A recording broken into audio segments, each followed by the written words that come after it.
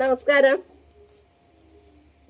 ഞാനിപ്പോൾ അയോധ്യ യാത്രയൊക്കെ കഴിഞ്ഞ് വീട്ടിൽ വിശ്രമിക്കുക. ഞങ്ങളുടെ കലക്ഷനൊക്കെ നേരം വൈകി. എന്നുവെച്ചാൽ 7 ദിവസമായി ഞങ്ങൾ പോയിട്ട്. നല്ലൊരു യാത്രയാണ്. അയോധ്യയിലേക്ക് നമ്മൾ കയറിയാൽ ആ ഒരു ക്ഷേത്രം എന്തെന്ന് പറഞ്ഞറിയിക്കാത്തൊരു സന്തോഷമാണ് എനിക്കുണ്ടായത്. അവിടുന്ന് ആദ്യമായി ഞങ്ങൾ സരയൂ നദി തീരത്ത് ആരതി ഒഴിയുന്നത് കണ്ടു. പിറ്റേ ദിവസം ഞങ്ങൾ അയോധ്യയിലേക്ക് പോയി.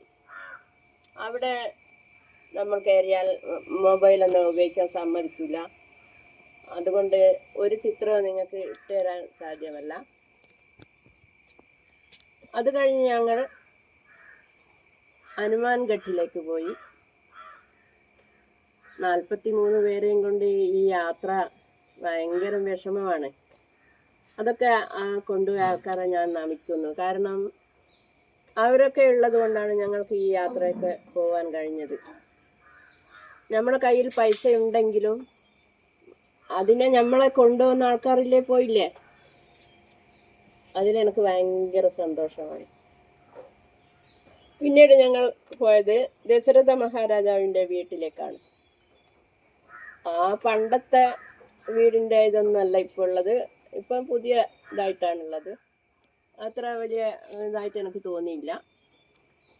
പിന്നെ ഞങ്ങൾ പിറ്റേ ദിവസം ബസ് കൊണ്ടുവന്ന് ഞങ്ങളെ ഇറക്കി. പിന്നെ ഗോണ്ട എന്ന സ്ഥലത്താണ് ബസ് കൊണ്ടുവന്ന് ഇറക്കിയത്. ഗോണ്ടയിൽ നിന്ന് ഞങ്ങൾ പുറപ്പെട്ട് പ്രകൃതി രമണീയമായ കാഴ്ചയാണ് ട്രെയിനിൽ വെച്ച് കാണാൻ കഴിഞ്ഞത്.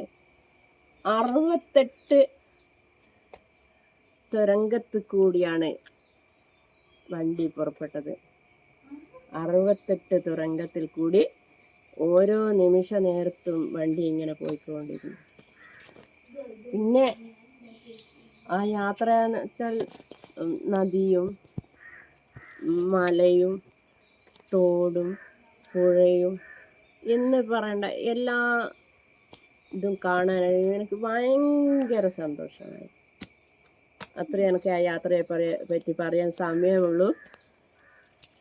എന്നാലും ഓരോ വീട്ടമ്മമാരും നമ്മൾ ജീവിതത്തെ ആസ്വദിച്ചുകൊണ്ട് തീർക്കണമെന്നാണ് എൻ്റെ ഒരേ ഒരാഗ്രഹം. നമ്മൾ വീട്ടമ്മമാർ പോവാൻ ശ്രമിച്ചാൽ മാത്രമേ മറ്റുള്ളവരും അതിൽ കൂട്ടു നിൽക്കൂ. നമ്മളാണ് ശ്രമിക്കേണ്ടത്. നിങ്ങൾക്കായി ഞാനൊരു പാട്ട് പാടാം. ഗംഗാ യമുന സംഗമ സമതല ഭൂമി സ്വർഗീയ സുന്ദര ഭൂമി സ്വതന്ത്ര ഭാരത ഭൂമി. ഗംഗാ യമുന സംക്രമ സമതല ഭൂമി സ്വർഗീയ സുന്ദര ഭൂമി സ്വതന്ത്ര ഭാരത ഭൂമി. ഗംഗാ യമുന സംക്രമ സമതല ഭൂമി സ്വർഗീയ സുന്ദര ഭൂമി സ്വതന്ത്ര ഭാരത ഭൂമി.